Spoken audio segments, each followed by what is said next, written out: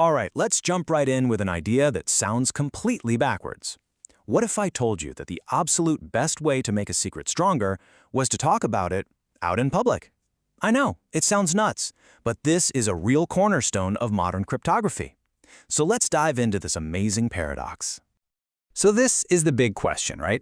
How on earth can an open, completely insecure channel, one that literally anyone can listen in on, be the very thing you use to create a perfectly secret key? It just seems like it shouldn't work, but stick with me here because it does.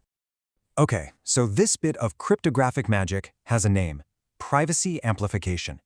And the most important word to focus on here is distill. You know, like how you distill a spirit to make it purer, more potent? That's exactly what's happening here. You're taking a long, kind of weak secret and you're boiling it down into something shorter, but way, way more powerful. To really get how the solution works, we've got to understand the problem they're trying to solve in the first place. And it all starts with the secret that, well, isn't very secret. So let's meet the usual suspects in any crypto story. You've got Alice and Bob. They need to talk securely.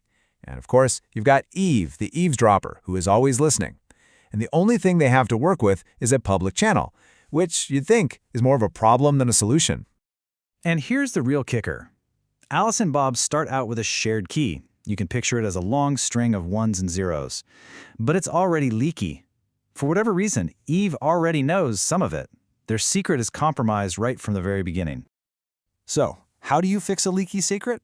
Well, you do the absolute last thing anybody would ever think to do. You start talking about it right out in the open. And this is the absolute genius of the whole thing. Alice and Bob use that public channel not to send the secret, but to talk about the secret. They're basically using public communication as a tool to repair their private information. So here's how that distillation actually works. They start with that weak, compromised secret. Then, over that public channel, they compare notes, not about the secret itself, but about its properties. This lets them figure out which parts Eve might know. And then, they surgically remove all those leaky parts, distilling a brand new, shorter key that Eve is completely in the dark about. And that's the fundamental trade-off they're making. They give up length to gain security. The original key was long, but it was vulnerable. This new, distilled key is shorter, for sure, but it gains this incredible level of security. Eve might know that the new key is, say, 128 characters long, but she has basically zero information about what those characters actually are. Okay, and now we get to the part that is just completely mind-blowing. How secure is this new key, really? The answer goes way beyond what we normally think of as unbreakable. What privacy amplification gives you is something called information theoretic security. Now, this isn't just about being really, really hard to crack. It's about being mathematically proven to be secure. It doesn't matter how smart your attacker is or how ridiculously powerful their computer is. The information they need literally isn't there anymore.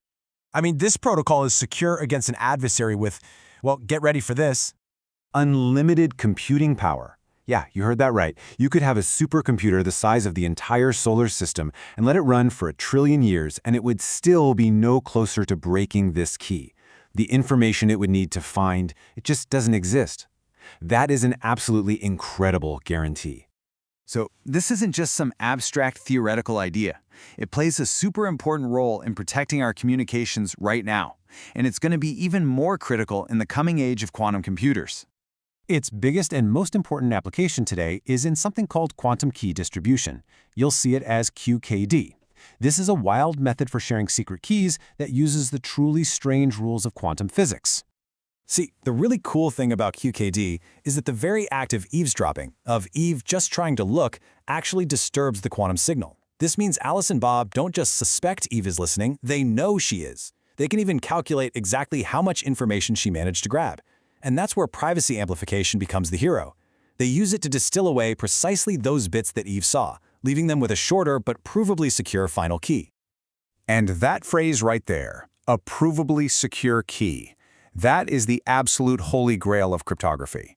It's the ultimate promise, a secret that isn't just strong for now, but is mathematically proven to be safe against any attack, today or in the quantum future.